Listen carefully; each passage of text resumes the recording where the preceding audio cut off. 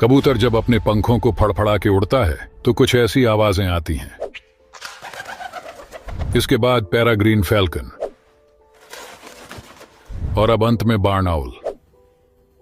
कानों से तो आपको कुछ सुनाई नहीं दिया होगा, लेकिन देखते हैं सुपर सेंसिटिव माइक्रोफोन में क्या कैप्चर हुआ। और ये स्पाइक्स इनके पंखों द्वारा फड़फड़ाने से निकलने वाली आवाज को दर्शाता है। अब आप ध्यान से देखिए, पीजन और फाल्कन के जैसे पंख तो बार्न आउल भी फड़फड़ा रहा है, लेकिन इसके पंखों की आवाज सुपर सेंसिटिव माइक्रोफोन में भी कैप्चर क्यों नहीं हुई? दरअसल इसके पीछे दो कारण हैं। पहला तो इनके पंखों का छोर फाल्कन जैसे शार्प नहीं बल्कि सॉफ्ट होते हैं, और दूसरा बॉडी के मुकाबले इनके पंख काफी ज्यादा बड़े होते हैं, जिससे ये कम ताकत लगाकर साइलेंटली लिफ्ट जनरेट करके उड़ पाते हैं।